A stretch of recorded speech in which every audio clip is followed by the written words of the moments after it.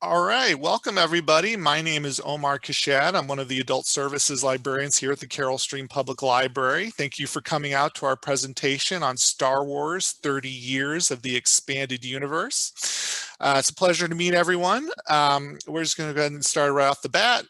This is just one example of some of the many Star Wars stories that are out there. This is 35 pictured here, but there have been hundreds written over the years, whether novels, short stories, junior novelizations, comic books, audio books, scripts. I mean, you name it. There is just so much out there that it's just, I've seen estimates of how long it would take someone to read all this stuff, starting from scratch, and it would take days, weeks, if not months. So there's been a lot written about Star Wars over the years, I won't lie. This graphic I didn't make myself. I found it online, and I'm sorry I don't have a credit for it. The funny thing is, as I was looking at this, I'm like, well, this is an interesting collection of novels. I wonder how it's organized. And then I felt kind of foolish later on when I realized, oh, wait a minute, this is in alphabetical order. So I basically failed as a librarian.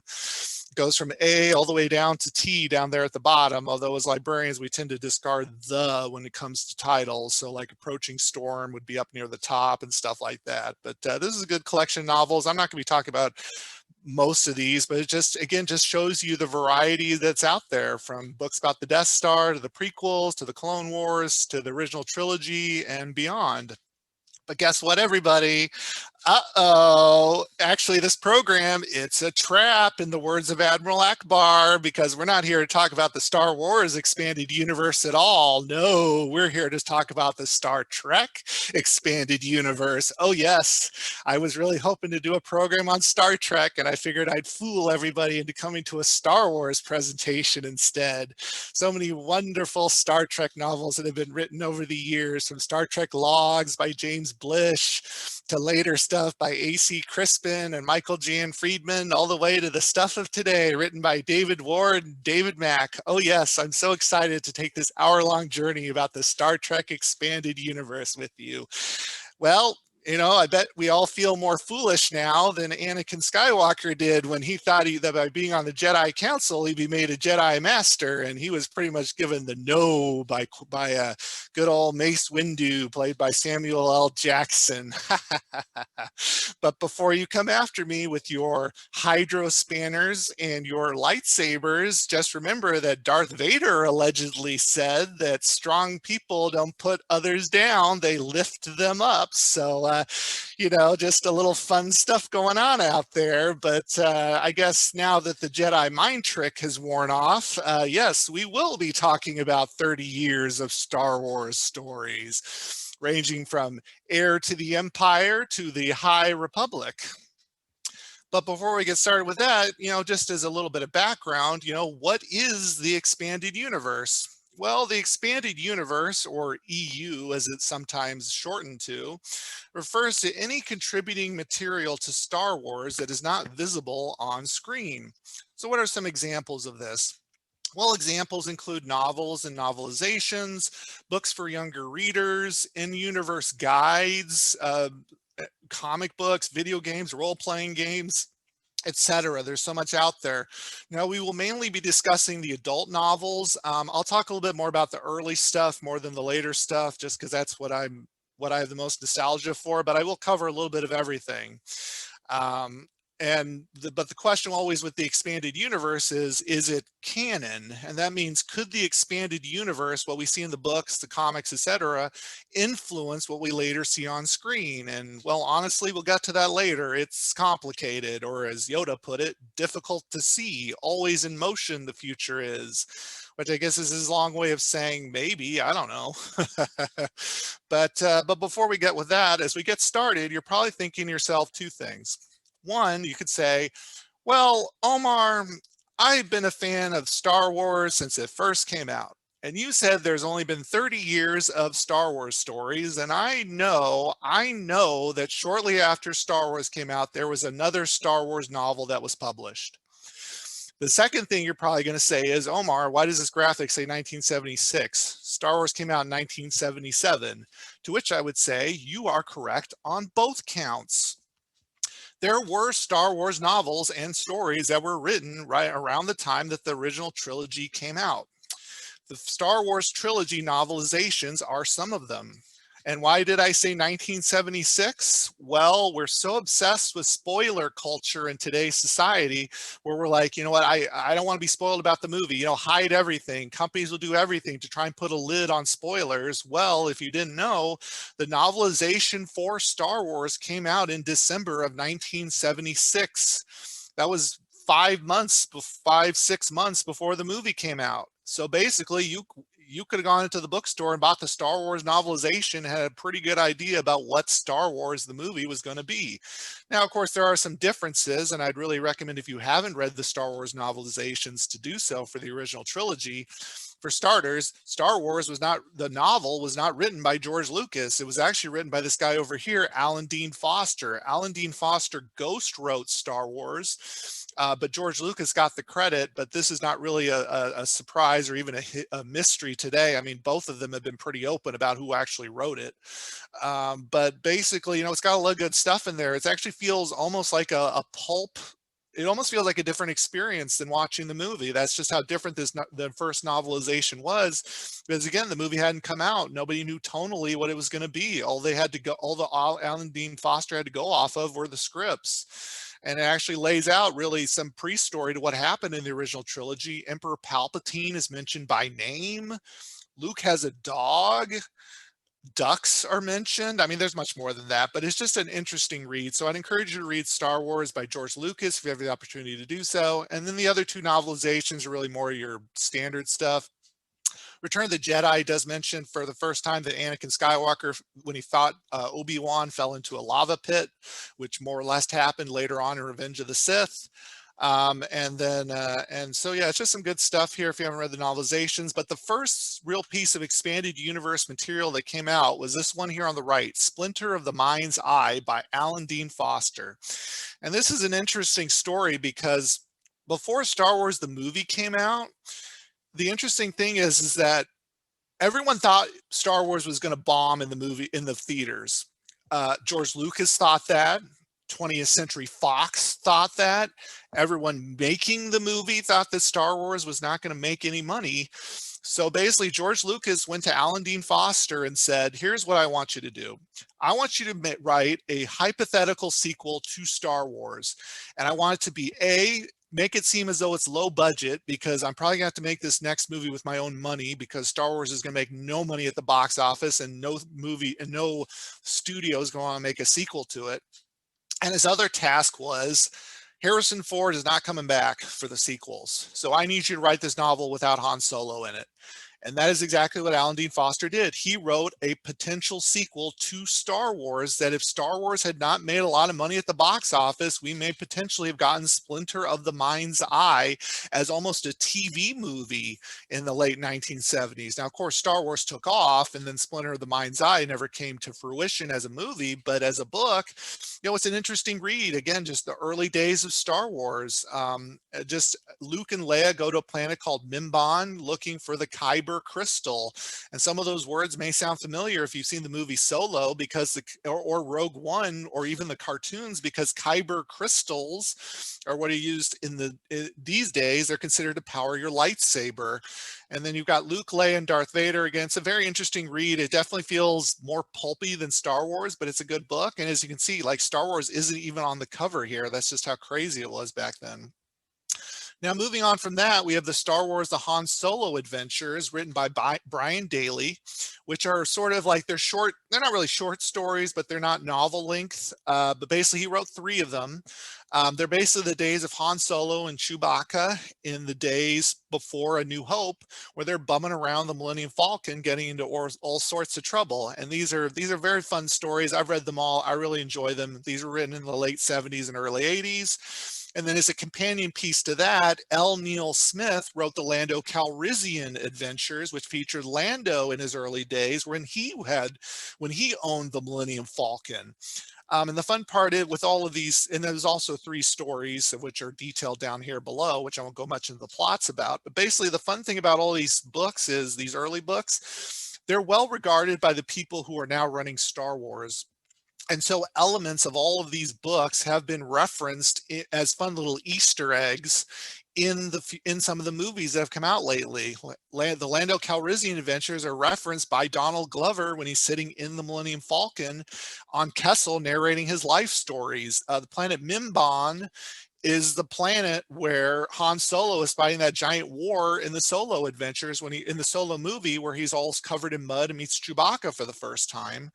And then, of course, I talked a little bit more about the Kyber crystal and Mimban. The Mimban was in Splinter of the Mind's Eye, but again, there are small elements of the Solo adventures which are also referenced in the Star Wars canon as well.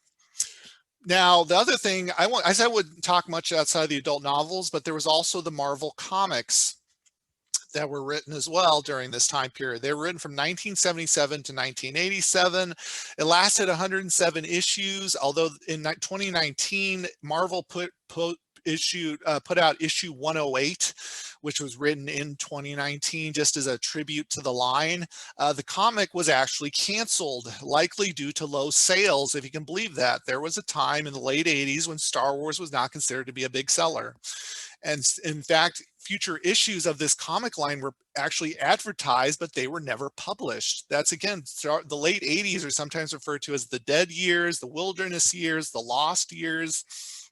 Because in the late 80s, there just was not a lot of Star Wars content coming out because the original trilogy was done and nobody honestly thought there would be any more Star Wars movies. The publishers thought that people had moved on from Star Wars. And the last thing that was teased by Marvel in 1990, which means that Marvel had the Star Wars comic book license for 3 years, where they didn't publish anything because they thought that they would make more money not making Star Wars comic books than they thought that they would make Star Wars comic books. That's just how crazy it was in those days. Anyway, they teased something called Star Wars Dark Empire, which is going to be written by Tom Vitch and was an artist and was going to be illustrated by Cam Kennedy. And it was basically a post Return of the Jedi story that was going to cover what the future adventures were of Han, Luke, and Leia. But this story, at least published by Marvel, didn't come to fruition because, again, Marvel at that point dropped the license. So now nobody had the license. Nobody had the Star Wars comic book license, and nobody had the book license. And that brings us to the 1990s, or what we call Legends. The adult novels were published by Bantam Spectra. And here's where we come to the first of the modern era of Star Wars novels, and that is Heir to the Empire by Timothy Zahn. Basically, Timothy Zahn had just started working with Bantam Spectra, and Bantam Spectra was actually interested in making Star Wars novels. Now, the interesting thing about that, though, is when Lucasfilm decided to relaunch the adult publishing, they went to a number of different publishers and said, would you be interested in making Star Wars novels? And they all said no, because they thought that Star Wars novels, just wouldn't sell. Why would they sell? The last Star Wars movie came out at the beginning of the last decade. Why would they sell? And Bantam Spectra said, all right, you know what? We'll take a chance. Why not? It's Star Wars. We might make some money off of it. So they reached out to Timothy Zahn, who was living in Illinois at the time down in Champaign, and they said, Timothy, here's what we got. We have the authorization to make a Star Wars novel that is set to take place after the original trilogy. We can't set it before the original trilogy because George Lucas has declared that timeline to be blocked off, because he's planning at some point to release prequel movies to the original trilogy. So Timothy Zahn's like, okay, I'll write something and we'll see if it sells. And it did. Basically, they printed, I believe, 70,000 copies originally because they didn't think it would sell all that well, and they were gone within 2 weeks. Booksellers were saying that they were unpacking boxes of Heir to the Empire, and it was gone. People would come in and see them unboxing and buy copies immediately. Star Wars sold like hotcakes, this book. It was considered the authorized sequel to the original trilogy. And basically, because there were so few copies, that is why that it took until June 30th to actually reach, believe it or not, it got to #1 on the New York Times bestsellers list. And it lasted for approximately 1 week, but what a week it was that a Star Wars novel made it to the #1 spot. And other best-selling authors in 1991 were, stop me if you've heard of these names, Danielle Steele, Dean Koontz, Mary Higgins Clark, Tom Clancy, Amy Tan. In fact, the #2 book, the week that Star Wars was #1, was The Firm by John Grisham. Now, I believe that was probably because of a paperback reissue or something like that, because it had been on the New York Times sellers list for 16 weeks by that point, and suddenly it got some more popularity. But basically, Timothy Zahn tells a story about how he actually got an autographed copy of The Firm by John Grisham with a note in it telling, tongue-in-cheek wise, saying that to stay out of my way is a joke. So basically, this book beat out The Firm by John Grisham when it was #1 on the New York Times bestseller list. So it's also preceded by 2 sequels, Dark Force Rising and The Last Command. I won't go too much into spoilers, but what is it about? Well, basically 5 years after Return of the Jedi, there is an Imperial Grand Admiral by the name of Thrawn who comes back from the unknown regions. Basically, he had been gone when the Empire had fallen. And basically, he came back and tried to take over the galaxy and try and restore the Empire, is basically what it was. And it's all about, will our heroes make it? Will they beat Thrawn? Will they beat this guy in the back named Jorah Sabaoth, who looks like he'd be a real good guy at a party, going to be shooting light out of his fingers. And this is actually supposed to be Force lightning, but because it's straight lines, it always makes me seem like he will be more at home in a rave. But anyway, like I said, will our heroes beat Grand Admiral Thrawn? And all these books sold like crazy. That's just how that just proved that Star Wars was popular, even though there were no movies. Moving on from that, we're coming back to Dark Empire. Yes, even though Marvel canceled the license, it was picked up by Dark Horse Comics, and they acquired the Star Wars comic book license. And what they said they do is, why don't we publish Dark Empire? It sounded like a good idea. Why don't we do it? And it was originally set it was written by Tom Vetch, I'm probably mispronouncing his last name, and Cam Kennedy. The first issue was published later that year, later the year of 1991. So in 1991, you had Heir to the Empire and you had Dark Empire coming out. Timothy Zahn, he was aware of Dark Empire, but because he'd already been writing his story, he didn't refer to Dark Empire in his books. So basically, this comic book was supposed to be set place a year after Return of the Jedi. It was then moved after the Heir to the Empire trilogy, and there was just like one line in it that said, this Thrawn happened and this is how the galaxy is now. But here's the interesting thing about Dark Empire. What is the plot? Well, this might sound familiar to some of us, but basically the Emperor comes back from the dead. A Skywalker falls to the dark side and serves the Emperor. There's a big black spaceship that is part of the Empire. The Republic becomes the Rebellion. The planet on which the rebellion is based on gets blown up, and their fleet goes up along with it, and more. But basically, in a lot of ways, Dark Empire's plot mirrors what we would later see in the sequel trilogy. Now, that doesn't mean the sequel trilogy was based off of Dark Empire. Honestly, the people who wrote the sequel trilogy probably didn't even know about Dark Empire, but it's just a question that keeps popping up to these days among fandom is, Dark Empire, how much of this story did the sequel trilogy take inspiration from? But it was a 6-issue comic book series. It also had 2 sequels, Dark Empire 2 and Empire's End. This was recently collected in a comic book, in a graphic novel omnibus, which I own because I'm a big fan of Dark Empire, as well as I am Heir to the Empire. So really, if you want to read this, it is available in comic books. I'm sure we could get it for you if you want to request this or any other books from the library. But yeah, that's Dark Empire. Moving on, I said I wouldn't talk about the children's novels, but this will be the only one I'll talk about. This was a bunch of children's books that were written. It's called the Jedi Prince 6-book series. I only mention this, because I read this when I was young and I was a big fan of them. But it features a couple things also that appeared in the sequel trilogy. One is Emperor Palpatine's grandchild was in it, although in this case his name was Ken, and he was kind of a chump, I won't lie. The villain is obsessed with a piece of Darth Vader's costume, although in case it's not his mask, it's his glove, which for some reason would give him control of the Empire by having the glove of Darth Vader, as the first book was called. And it also features pieces of the Death Star found in random places where they shouldn't normally be. So it's just interesting how some of the early stuff that got written at the beginning of the Star Wars Expanded Universe got mirrored in the sequel trilogy. Again, it's all entirely coincidental. It's just, very interesting. Now, unfortunately, none of these books have been republished. Very few of the children's books have. But if you really want to read the Jedi Prince series, I'm sure we can get you those books from another library. But moving on, we have the Jedi. Also, I'm not going to cover every book, but like I said, I'll cover some of them.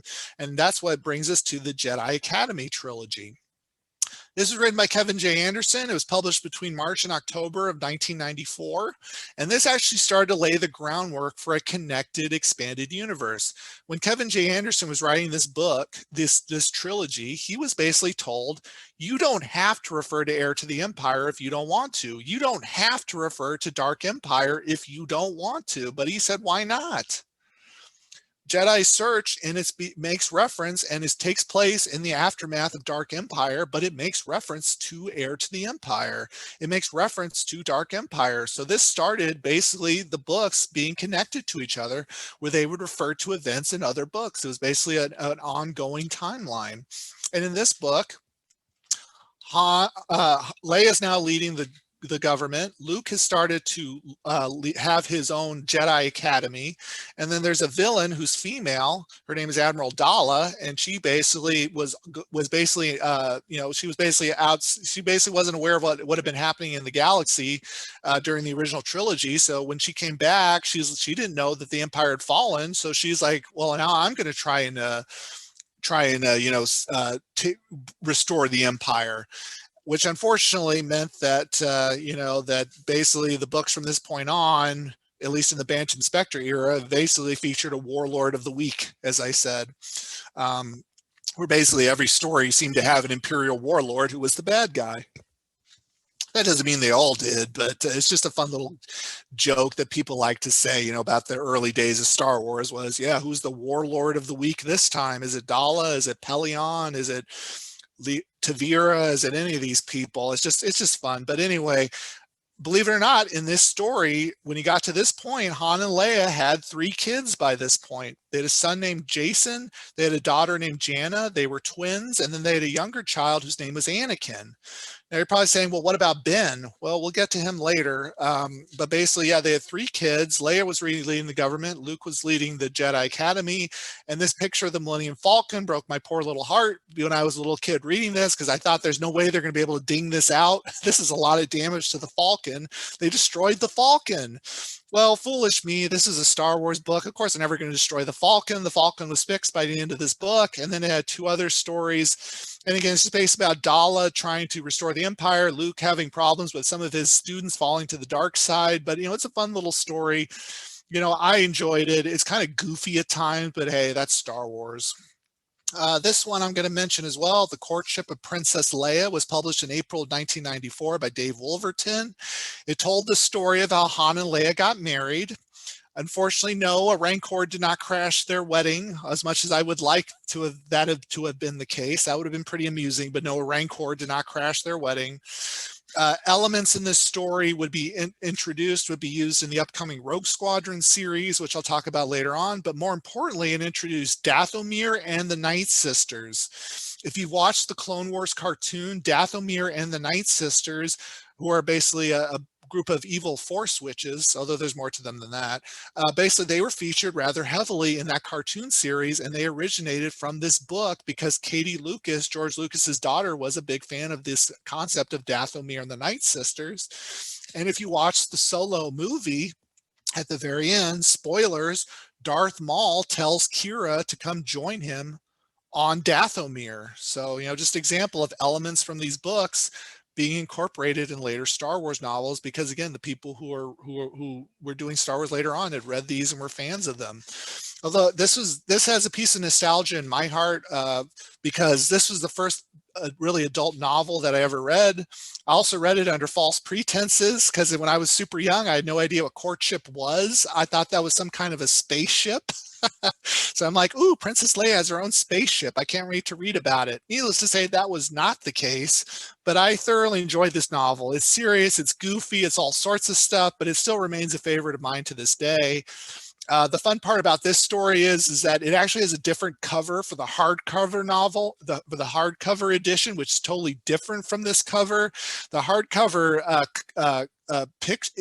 picture looks like your traditional romance novel, so it makes me blush when I look at it. But it's, if you ever want to look at it, you can look at it at your own time. But I definitely could not feature it here. But anyway, that's just, like I said, it's a fun little story. And I'd encourage you to read it if you want to, just for a fun Star Wars novel. But really, if you had to read one book of the early expanded universe that that wasn't the Heir to the Empire trilogy, I would recommend reading Shadows of the Empire. Shadows of the Empire was published in 1996 by Steve Perry, and it was set between the events of Return of the Jedi and The Empire Strikes Back. So basically, you don't need to know who is this character, who is that character. You know all the characters. Han is in it. Lando is in it. Leia is in it. Darth Vader is in it. The Emperor is in it. But it does feature a new villain, which is this guy here on the right, and his name is Prince Xizor. He's got it in for Luke, and Luke has to figure out why. But basically, you know, this was actually part of a larger multimedia project where basically, because the special editions were going to be coming out soon, because the prequel trilogy was also going to be coming out at some point because it was already in pre-production at this point, Lucasfilm said, okay, well, we haven't done a multimedia blitz for anything since the original trilogy came out. So we're going to do one for this book. We're going to treat this book as though it was a movie, even though there was no movie associated with it. So basically what you got out of this book was, you got the main novel, you got the junior novelization of this novel. There were comic books, there was a video game, there were toys. This book had a soundtrack. It had a book trailer for the book, which basically they had to stop running because people thought that they were making a Shadows of the Empire Star Wars movie, and people got super excited, and they basically had to stop running the book trailer. This multimedia project even had a making of book. And there's even more than that I'm probably forgetting. I'm such a big fan of Shadows of the Empire that I own the book, I own the junior novelization, I own the comic book, I own the soundtrack, I own the video game. I'm not much into toys, so I really don't have any of the toys, but I also own the making of book. That's just how much I really enjoyed reading this in the late 90s. So yeah, I'd really recommend, if you had to read one novel of the Star Wars early days where read Shadows of the Empire. I thoroughly enjoyed it. It's just a good book to read, and it definitely has that Star Wars feel. And then, although personally, if you ask me, Omar, are you more a fan of a Jedi with a lightsaber, or would you rather be flying an X-Wing? And I'm not gonna lie to you, I'd rather fly an X-Wing. I've always loved X-Wing, although I'd rather be flying a Y-Wing, but let's not quibble. But I've always been a fan of the starfighters in Star Wars. My favorite scene of all time in the Star Wars movies is the Battle of Endor in outer space. But Rogue Squadron was many different things as well. For starters, it was a comic book series by Mike Stackpole, which took place after Return of the Jedi, where the New Republic had been formed and they were trying to finally overthrow the Empire. It was also a novel series called the X-Wing series, which again featured Rogue Squadron again. It was written by Mike Stackpole, although another author, Aaron Alston, also wrote as part of this series, although he wrote about a similar squadron called Wraith Squadron. But it was all about these guys in X-Wings and Y-Wings and you name it, trying to overthrow the Empire, of which there were really no Jedi featured. So really, if you wanted just a flat out starfighter story, the X-Wing series would be for you. But what I have the most nostalgia for is the video game that came out at this time, Star Wars Rogue Squadron for the Nintendo 64 and the PC. I loved this game when I in the late 90s. I played this as much as I could. It was a Star Wars. You flew as an X-wing, a Y-wing, everything. Although unlike the Rogue Squadron books and comic books, this game, it was originally supposed to also take place after Return of the Jedi and feature the characters in the books and the comics. But the people running the video game said, our concern is that we don't know how many people have read the books. We don't know how many people have read the comics. So can we set this between A New Hope and Empire Strikes Back? And they were told, sure. And that's why, again, this has a lot of nostalgia for me. I mean, I bought the sequel to this game, Rogue Leader, on the day the GameCube came out, because this came out for the GameCube. I bought my GameCube, waited in line on launch day for the sequel to this video game because I was just such a fan of it and its sequel. Now, the fun part, though, about this is that Rogue Squadron, what it's going to be based on, I don't know, but except for it'll be based on Rogue Squadron, is going to be the next Star Wars movie. Patty Jenkins, who directed Wonder Woman, is going to direct Rogue Squadron that's going to come out in 2023. While the plot of Rogue Squadron has not quite been mentioned yet, Patty Jenkins has said that she is aware of the novels and the comic books, and that while the movie likely won't be based on them, she has said that she hopes that it will do justice to these original stories that came out that really popularized Rogue Squadron. So I'm looking forward to that. That's the next Star Wars movie, 2023, something to look forward to. And then finally, as a conclusion to the early years, we have the Hand of Thrawn duology. This was published between 1997 and 1998. Timothy Zahn came back. He wrote these two books. They basically wrapped up the Bantam Spectre expanded universe up until that point. He wrapped up a bunch of different plot lines. The war between the New Republic and the Empire finally came to an end. I believe this was 10 years, I believe, after Return of the Jedi. And basically, yeah, they were trying to, basically, Thrawn was involved to some degree, although the heroes weren't sure how. There was a giant secret that was unveiled, which threatened to rip apart the galaxy that our heroes had to solve. And more importantly, Luke got married. Okay, he didn't quite get married. He got engaged. He got married in a later comic book, but Luke got engaged to this woman here on the right. Her name was Mara Jade, whom he later married. Who was Mara Jade? Mara Jade was introduced in the Heir to the Empire trilogy. She was a sort of an imperial assassin, or who was basically called the Emperor's Hand. She worked for the Emperor. And the Emperor's last command before he died was for her to kill Luke Skywalker. Now, how did she not kill him, and how did she end up marrying him instead? Well, you'd have to read the stories to know for sure, but that is who Mara Jade is. She's pretty well loved to this day. But yeah, her name is Mara Jade, and she basically became Luke's wife, and yeah. So what happened after 1998? Well, if you know your Star Wars history, you know that in 1999, the prequels came out. And this was a big change in more ways than one. Bantam Spectra, again, they only had the license until the prequels came out. And the prequels kept getting pushed back, pushed back, pushed back. They were originally supposed to come out in like the early to mid 90s, and then it became the late 90s. By which point the license got transferred to Del Rey. Del Rey is another Bantam Spectra. If you don't know your company information, they're owned by Random House. Del Rey is also owned by Random House. Del Rey has a long history of publishing science fiction, and so basically the license transferred to them in 1999. And then this era is initially broken up into two different eras. One is, well, I've already said all this. Del Rey, they took over the license. And again, this was sort of a return to form for them, because Del Rey had published some of the early expanded universe material like Splinter of the Mind's Eye, the Han Solo trilogy, and so on and so forth. There's some unfounded speculation that they want to start the expanded universe over, but this never materialized. Again, I'm not saying this is true or not true, just people speculate that this was what they wanted to do. Maybe it would have been better if they had, as we'll get to later on, but yeah, they needless to say, they didn't start over the expanded universe.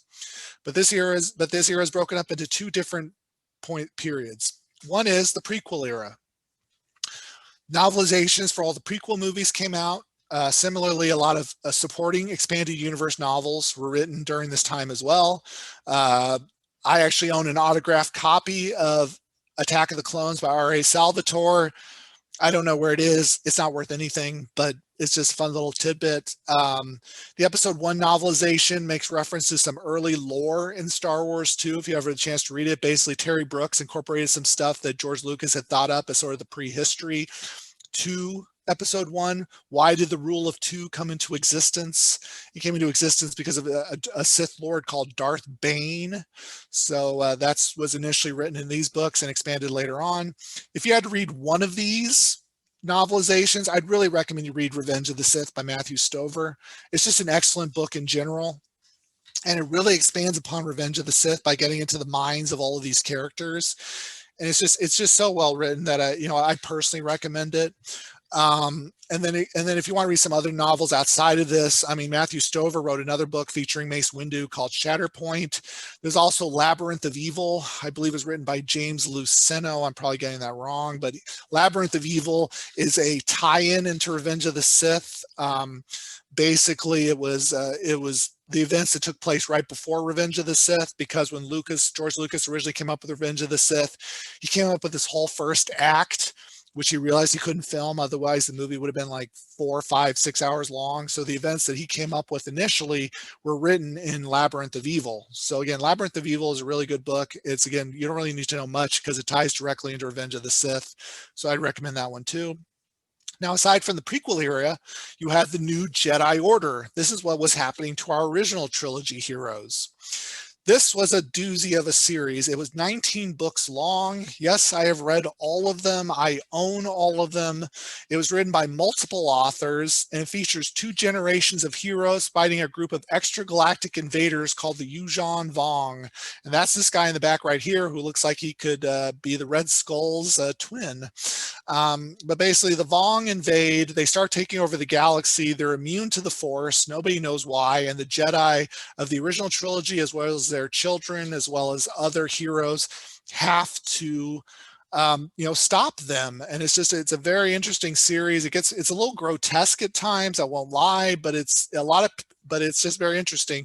It was released between 1999 and 2003. Multiple characters in the expanded universe died in this story. Most notably, Chewbacca died in this story.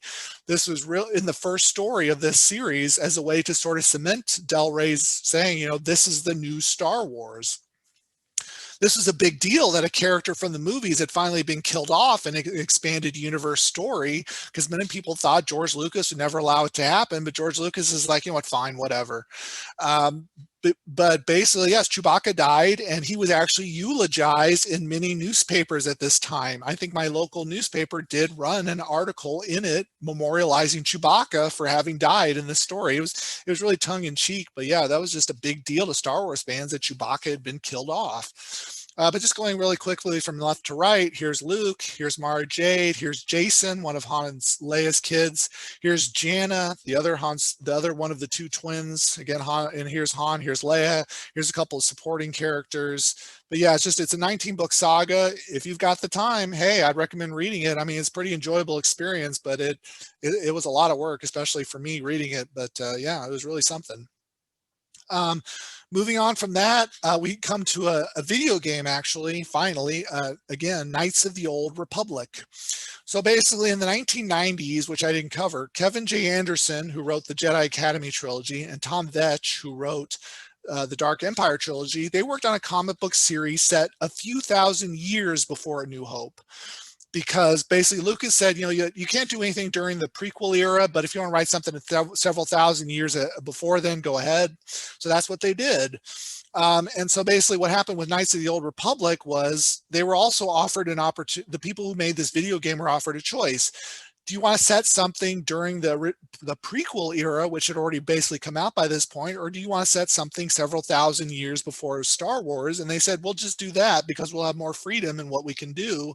And so basically Knights of the Old Republic takes place a few years after this comic book series. It's a role-playing game for PC and Xbox, and also had a sequel, Knights of the Old Republic 2, The Sith Lords. I only recently played these because I'm not big into RPGs that much, but I thoroughly enjoyed them. I mean, they were a really interesting experience. They had a really great storyline about our heroes, the Jedi, and basically you're given a moral choice throughout these games do you play the good guy and become a Jedi, or do you choose to be a bad guy and become the Sith? And this featured a character called Darth Revan, who even to this day is sort of still mentioned in circles as far as Star Wars goes, because Knights of the Old Republic is very well regarded by the people running Star Wars these days. Darth Revan almost appeared in the Clone Wars cartoon series as a statue, but at the last moment he was pulled. But it's just very interesting. Like I said, then even then there were also some comic books that were released about this as well. Sorry, I probably have that backwards. But anyway, Del Rey would also release some books also around this time period about Darth Revan and his people and this time period.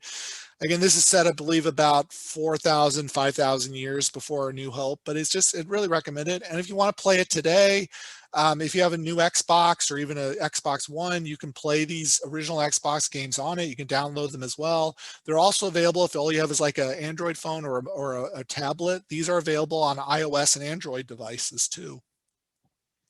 But anyway, moving on. At this point, what became a Star Wars? Well, he basically had, because the 19-book series did so well, Del Rey's like, let's just go back to the well 2 more times. Although in this case, they released a 9-book series. Legacy of the Jedi was written between 2006 and 2008 and featured Darth Caedus, who, spoilers, Han and Leia, finally their son turned to evil, just like Ben did. Although where's Ben? Again, I'll get to that. Then after that, the timeline-wise, they wrote Fate of the Jedi. Was another 9-book series written between 2009 and 2012 and featured Luke and his son, because Luke had a son by this point. His name was actually Ben Skywalker. And then featured them trying to figure out why had Jason turned to evil, what was going on in the galaxy, and then a lost tribe of the Sith showed up. Again, I'm just glossing over details, but that was Fate of the Jedi, and also featured a villain called Abeloth, and who was Abeloth. But on top of that, there were also various prequel novels and standalones written during this time. I've just featured some of them here. In no particular order, these are just 4 examples. Scoundrels was written by Timothy Zahn. It's a fun romp. It's sort of like a throwback to the original expanded universe days. It's basically Ocean's 11 meets Star Wars. Basically, Han and Chewbacca, like they lost the money that Leia gave them to pay off Jabba, so then they got to rip off this rich guy. Lando gets involved. A lot of characters get involved, and it's just like a fun Ocean's 11 type heist. Darth Plagueis is particularly interesting by James Luceno because, for the longest time, people thought George Lucas said you couldn't write the backstory on Emperor Palpatine. Well, Luceno got the approval to do so, and he wrote a really good novel about Darth Plagueis, which is based about Palpatine's early years, how he met up with Darth Plagueis, how he turned to evil, and basically just leads stuff from his early years right up until The Phantom Menace.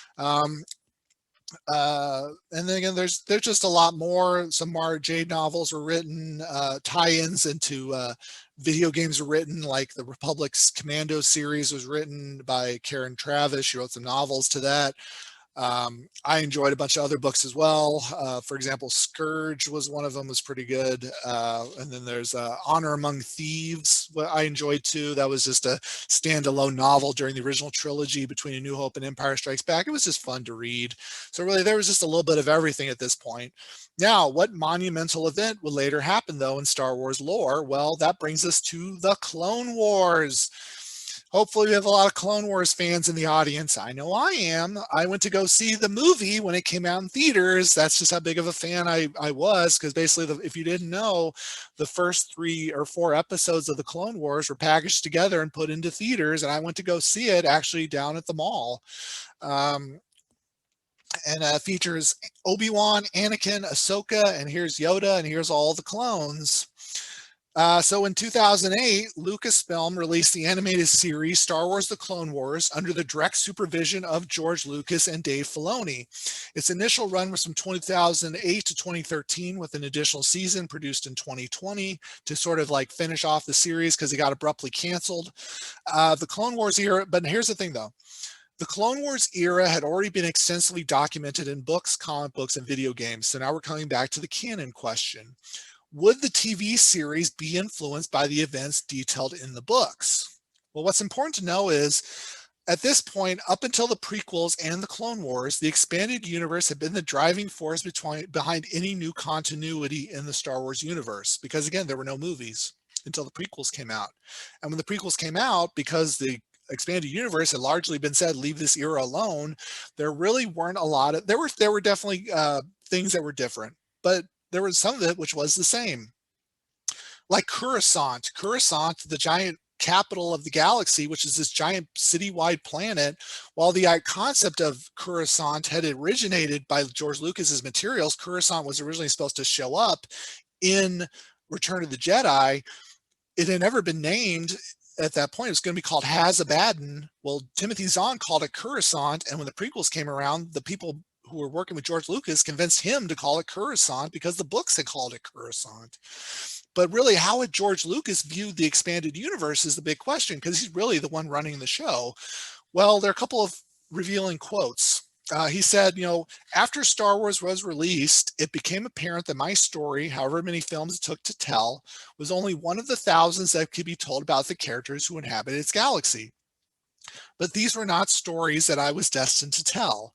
Instead, they would spring from the imagination of other writers, inspired by the glimpse of the galaxy that Star Wars provided. Today is an amazing, if unexpected, legacy of Star Wars that so many gifted writers are contributing new stories to the saga. He wrote that in the introduction to Splinters of the Mind's Eye in 1996. Okay, now let's flash forward a few years, and he's asked this question again, and here's what he has to say. I don't read that stuff. I haven't read any of the novels. I don't know anything about that world. That's a different world than my world. But I do try to keep it consistent. The way I do it now is they have a Star Wars encyclopedia. So if I come up with a name or something else, I look it up and see if it has already been used. When I said other people could make their own Star Wars stories, we decided that, like Star Trek, we would have two universes, my universe and then this other one. They try to make their universe as consistent with mine as possible, but obviously they get enthusiastic and want to go off in other directions. And he said that in 2005. What changed between 1996 and 2005? Well, I'm willing to bet it was the prequels. Because when the prequels are coming out, the people who were running Star Wars besides George Lucas, who were obviously below him because George Lucas is at the top, they probably came to him with multiple things and said, well, in the expanded universe, they did this. In the expanded universe, they did that. And in George Lucas's mind, he's a bit like Star Trek, because if you don't know about the Star Trek expanded universe, none of the novels in Star Trek are canon in any way, shape, or form. They will never influence what happens in the movies, the TV shows, etc. That doesn't mean someone who's doing those couldn't refer to them if they like to, but they're under no obligation to do so. And many of the Star Trek novels over the years have been contradicted. In fact, a whole lot of them are being contradicted right now by Picard, by Discovery, by all of this stuff, because understandably, the people writing the TV shows don't want to be constrained by the books that have already come out. So that brings us to the Clone Wars. So when the Clone Wars came out, and even before this, basically, I'm not going to read all this, but basically what Lucasfilm came up with as a solution was there are different levels of canon. At the very top is what George Lucas says is canon. That even includes character names. So and a fun example is George Lucas named a character after Conan O'Brien, the comedian, because Conan asked him what's his character's name, and George Lucas came up with one off the top of his head, and they were actually making a novel in the expanded universe which gave the character a different name. Well, they had to rush and rename the character before the book went to press because George Lucas named him after Conan O'Brien on a whim. Below that, they had T-Canon, which referred to Star Wars, The Clone Wars, the TV show. So basically, George Lucas says is canon. The next level after that is the television show because George Lucas is involved. And then after that, you have the books, the novels, etc., and then it just goes down from there. And that was the only solution at the time that they could think of where basically they could still maintain some form of continuity, just know that things were going to get contradicted as things went on. Was this sustainable? I would say in the long run, no. If George Lucas had continued to make Star Wars materials after this point, I could have seen the expanded universe getting more and more contradicted. But that's also because I don't believe George Lucas needed to be, as much as I love the expanded universe, I don't believe George Lucas should have been constrained by it. But all of this really came to naught anyway, because if you know what happened in 2012, well, now it brings us to today, and that is the Disney era. Del Rey again, and we're talking 2015 to today. So, if you didn't know, on October 30th, 2012, the Walt Disney Company announced they were acquiring Lucasfilm Limited for $4 billion. Well, 4.07, but who's counting? They announced plans that day that they were going to make Star Wars Episode 7 in 2015. But Episode 7 took place after the original trilogy. The expanded universe had also said what was happening after the original trilogy. So, what was going to become of the expanded universe up until this point? Well, as per the previous quotes that I mentioned, George Lucas never considered the expanded universe really all that canon. I mean, he borrowed elements of it that he thought were interesting, but he never once felt that what was happening in those stories was where Star Wars was going to go. There's another quote I didn't have here, where basically he said that Luke never got married, you know, and et cetera, et cetera. So basically, he had originally started writing his own drafts of Episode 7, which disregarded the expanded universe. Now, when Disney took over, Lucas stepped down as head of Lucasfilm upon the sale. So because Lucas had never considered it to be canon, Disney was like, well, there's nothing we can do about it. We're going to basically everything that happened up to this point in the expanded universe is no longer considered to be in continuity. So basically, I wouldn't say they ejected it, but basically they referred to all the old material that had come out up until this point was deemed legends.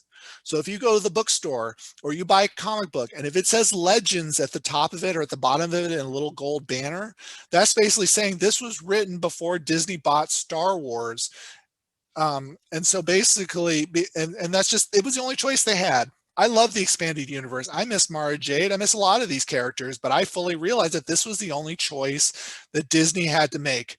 They couldn't make new materials if they were hamstrung by the materials that had already been coming out now for the past 30, the past, at this point it was what, 22 years? Or actually, sorry, the past 20 years, up to until this point. They had no choice. But they said they weren't going to stop publishing the Legends books. So Legend books are still in print today. Now, basically what Disney said at this point is that the expanded universe was rebooted. So Jason, Janna, and Anakin were no more. They were replaced by Ben, obviously, as we know, in the sequel trilogy. New material would now be considered on the same level as what was called G-canon, or at least that's what they claim. And then there would be no more canon tiers.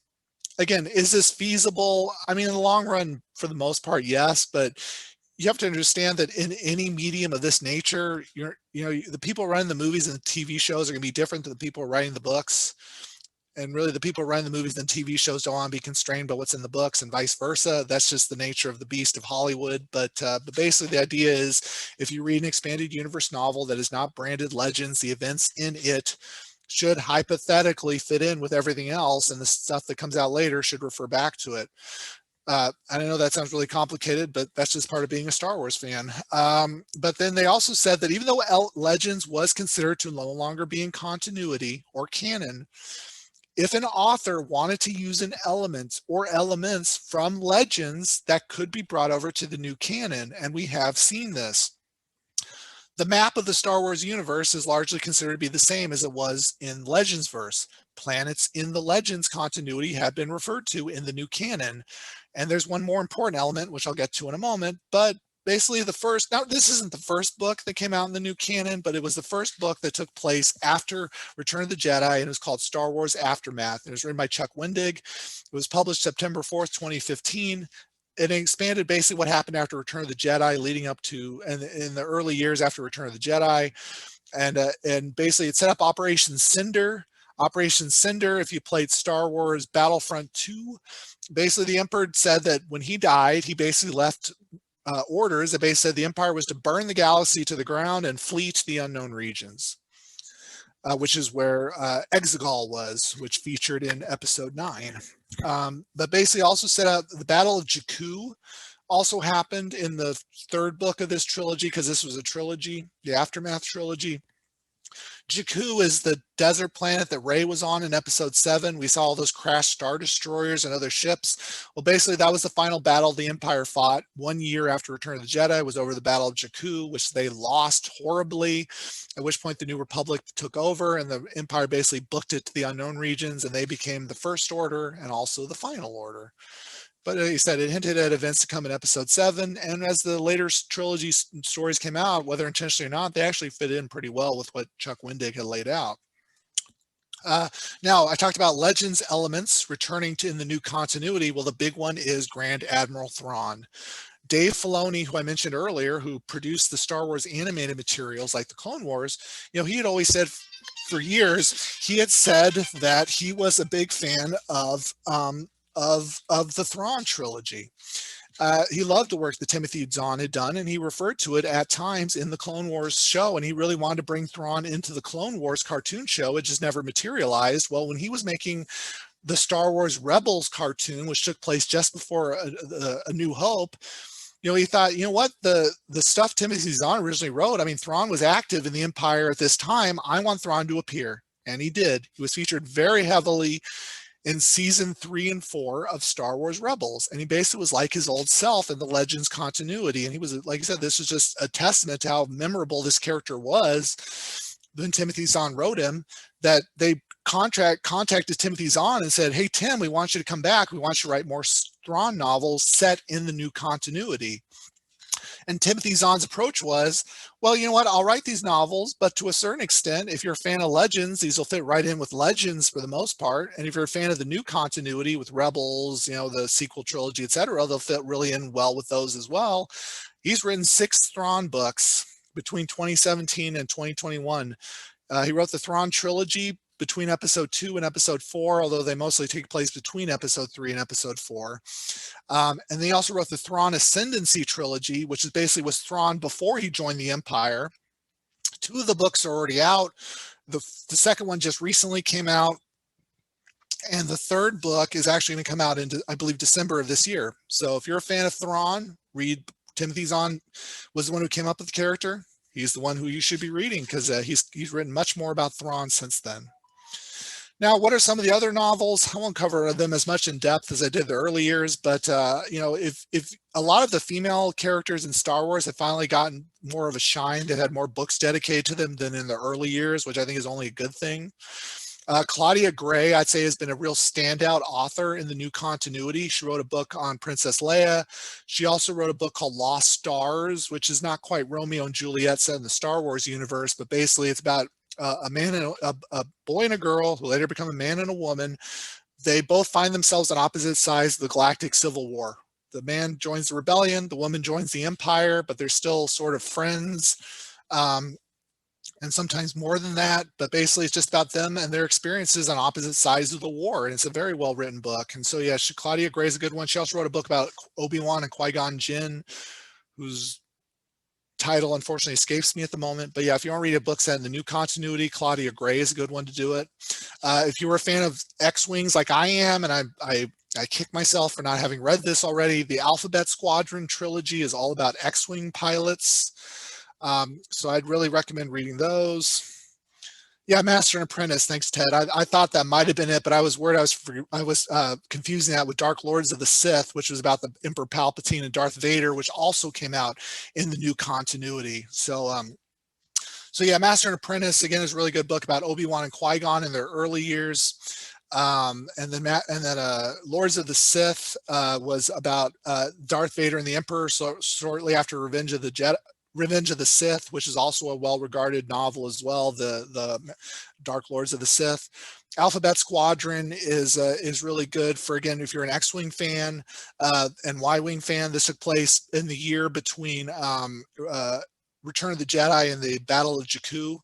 So I really need to read this. It's got all my favorite. It's called Alphabet Squadron, sort of as an in-joke, because it features an A-Wing, a B-Wing, an X-Wing, and a Y-Wing. But yeah, that's why it's called Alphabet Squadron.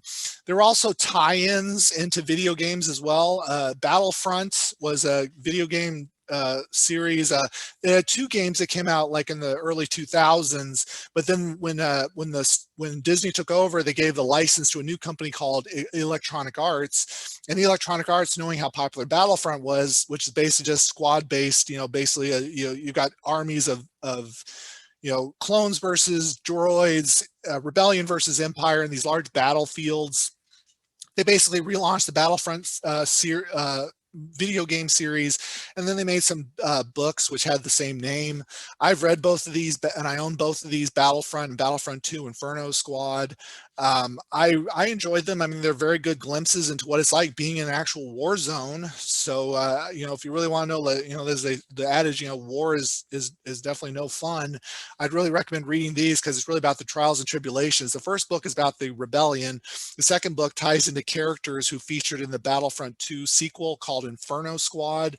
These are in this case, they're all Imperials in the book. Some of them in the game, some of them defect. Spoilers, but it's a really good written book about, Inferno Squad.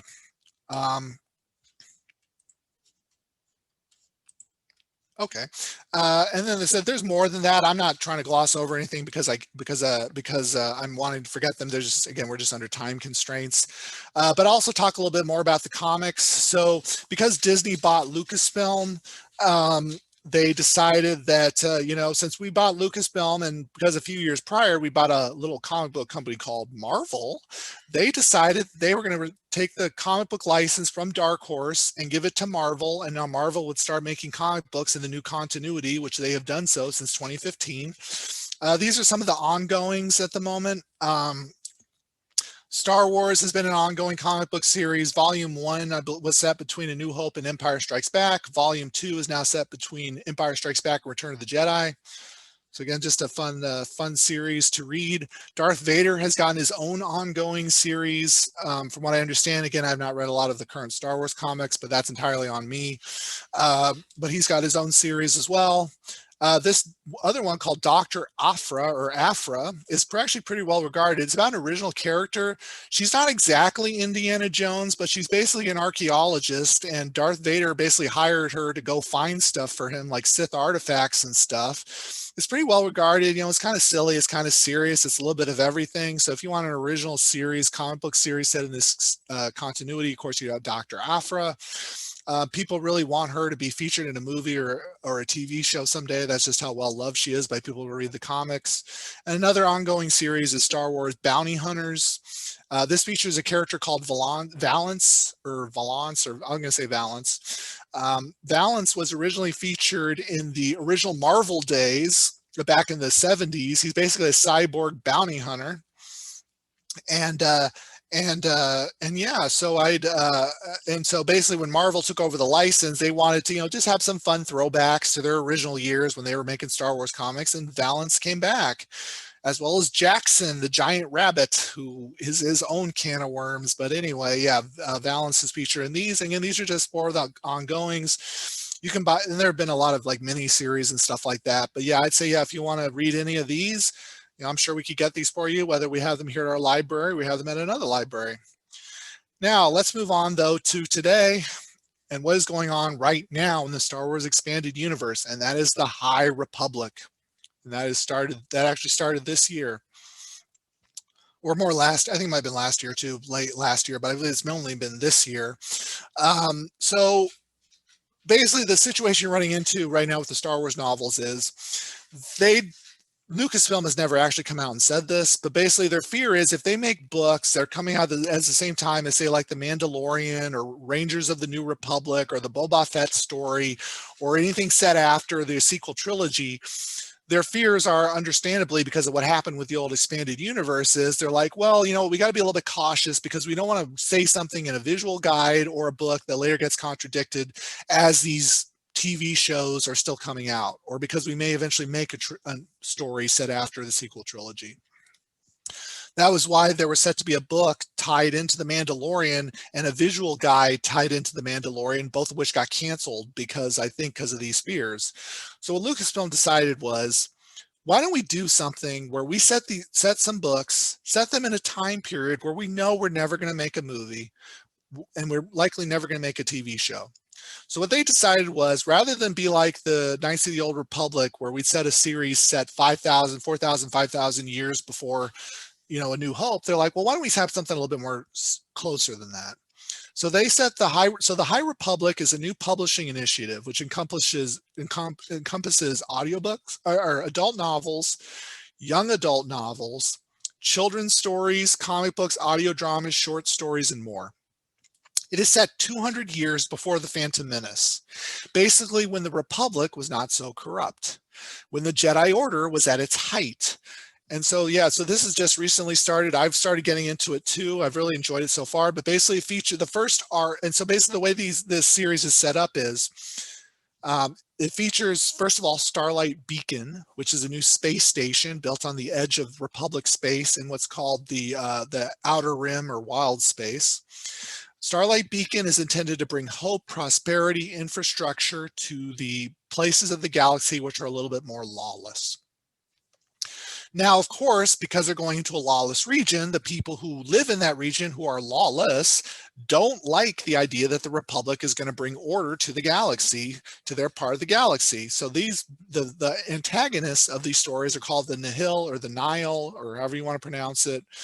The Nihil or the Nihil are basically the way the Lucasfilm has described them as they're basically like Vikings.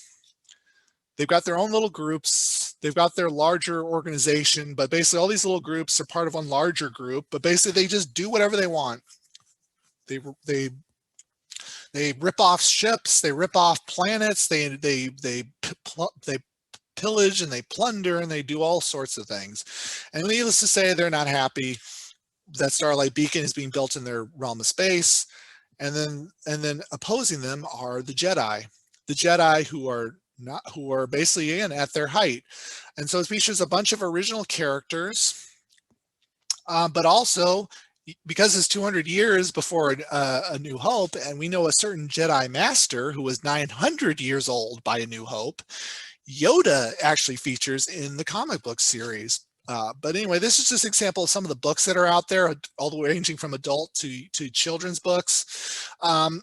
Light of the Jedi came out earlier this year by Charles Soule. I really need to read this one because I'm really looking forward to it. Here's Starlight Beacon here in the background, but a bunch of Jedi. There's even a Wookiee Jedi. We didn't really see much of them in the Legends verse. Here's The Great Jedi Rescue. This is a children's book, which I hope to read someday. This book, Into the Dark, here's Claudia Gray again. I'm actually just starting to read this. This is a young adult novel set in the same time period, basically around this. And then finally, this one I actually have read. I read A Test of Courage just recently by Justina Ireland, and it's for basically your elementary to middle school students, and I really enjoyed it. It's about these characters who are going to go to Starlight Beacon. Their ship gets sabotaged and they have to land on a jungle planet and survive. So again, it's very well done. I really enjoyed it. But basically the thing with these stories though is, while they all refer to the same events, they don't tie into each other, meaning that if you wanted to read just Light of the Jedi, you don't need to read A Test of Courage in order to understand it. You don't need to read Into the Dark to understand The Great Jedi Rescue, so on and so forth. So if you're a young kid and you're reading just the children's books, you're never going to be lost. If you read the other books, you might have maybe slightly more of an understanding of other events that are going on, but it's not a requirement. And I think that's what really makes this series so accessible. And especially if you want to get into Star Wars expanded universe materials, like the stuff that's coming out now in the new continuity, I'd really recommend the High Republic series. Like I said, it's just starting, and you can start at whatever level you want. And so, yeah, and then the first arc, and it seems like the arcs of the waves of these books are based around different events. So the first one is all about the christening or the launching of Starlight Beacon. The second wave of books is going to be based around what seems to be a galactic fair, basically happening on a planet where they'll have a new Jedi temple and all this stuff, but it's just waves of books that seem to be based around certain events, and it's really good. And in fact, they're even going to be making a TV series based on the High Republic called The Acolyte. It's not out yet, and there's not really much details about it. The only thing we know is it's going to tie into the High Republic in some way. But it's just, like I said, I'd say start with these, and and go from there if you really want something to read during the height of the Jedi Order. And the Sith are not featured in it, although I wouldn't be surprised if they're hiding somewhere in the background. But basically, it's all about the Jedi, all about regular folk as well. It's not just about the Jedi, and about them trying to do right in the galaxy before things became corrupt, thanks to Emperor Palpatine. So, what is the future of Star Wars?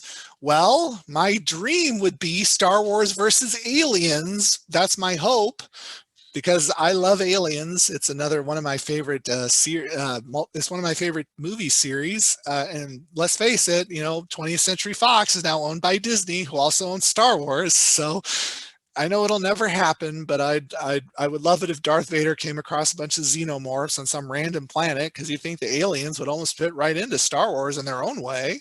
Of course, my dream, as we already know, is Star Trek versus Star Wars. I would love to see the Enterprise D go up against a Star Destroyer.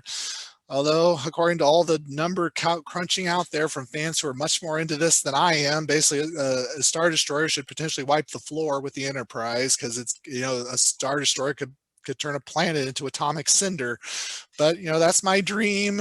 Lucasfilm, if you're somehow ever watching this video, if nothing else, put out like a free comic book day, or put out a book to charity. Just please cross over Star Wars with Star Trek. That's my dream. That's my hope. But anyway, my final thoughts are, if you want to read a book all about the Legends books, talks a little bit about all of them, read the Essential Reader's Companion.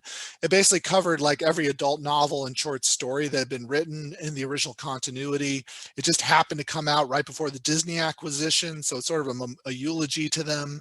But it's just a guide to all the original stuff. They don't talk about the junior books, children's books, or the comic books as much, but they mention some of the more important ones like Dark Empire.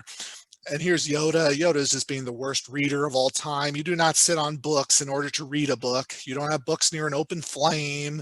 You don't store scrolls vertically. But anyway, yeah, there's just a fun out of universe guide. If you want to read more about an in-universe guide, which is fun and silly, but also informative at the same time, read the visual dictionaries. They're just, they point out, different things about different objects. Like here's a Y-wing, which, that already makes this book the best in my opinion, because I'm a big fan of the Y-wings. But you got R2, you got Kylo Ren, it's got little details about them. They've also got some goofy descriptions of what some of the characters are wearing. I believe Han Solo is described as wearing action boots. But anyway, the final point is this. If you're reading Legends, or you're reading new continuity, or you're reading novels, comic books, children's stories, essential guides, audiobooks, etc., at the end of the day, reading is fun. That's really what we're doing. We're reading Star Wars to enjoy it, to have a good time with it. And Star Wars Reads is an event that Lucasfilm puts out, I believe, every fall, basically where they try and promote literacy. So, read for fun, have a good time. Always remember, written and directed by George Lucas. This presentation has been written and directed by me. But thank you everybody for coming out here today. I'm going to go ahead and stop the recording, in which case, if you just want to talk about Star Wars for a little bit, we can. If you want to unmute yourself or write in the chat. Otherwise, thank you everybody for coming out here today, and I really appreciated having you.